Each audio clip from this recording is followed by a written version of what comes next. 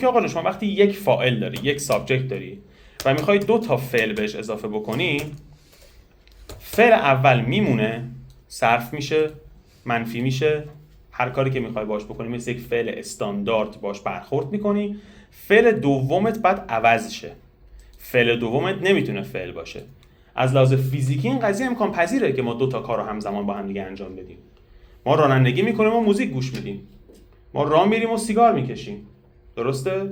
ما چه میدونم آدامس میخوریم و درس گوش میدیم. پس 2 تا کار به صورت فیزیکی امکان پذیر همزمان با هم دیگه انجام بشن. از لحاظ گرامری امکان پذیر نیست اگر بخوایم بدون فاصله، بدون هیچ کلمه دیگه این 2 تا رو پشت سر هم دیگه بذاریم. پس فعل دوم من که این ورب دو من باشه بعد تغییر بکنه و 3 تا آپشن دارم. با توجه به قوانین زبان انگلیسی 3 تا آپشن دارم.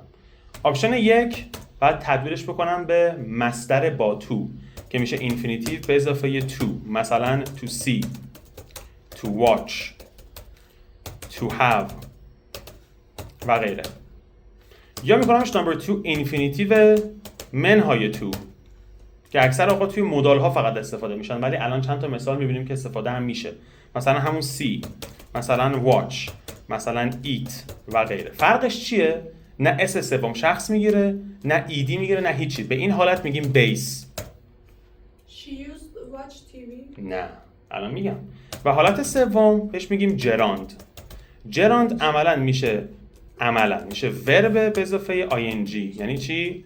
مثلا ای بابا ing، مثلا watching، مثلا seeing، مثلا cooking، یا حالا هر آپشن دیگه.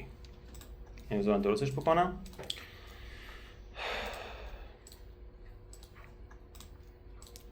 پس یعنی چی؟ در تمامی زبانهای دنیا بدون استثنا مصدر، که در انگلیسی ما 3 نوع مصدر داریم تا الان، ولی خب مصدر چی حساب میشه؟ اسم. پس انگار من دارم میگم که آقا جون سابجکت تو نگه دار که بعد باشه دیگه، فعل اول تو هم نگه دار، ولی بسته به فعل اولت به شما دیکته میشه که یک نوع خاصی از مصدر رو انتخاب بکنی که فعل بعدی تو به قول تو انتخاب بکنی.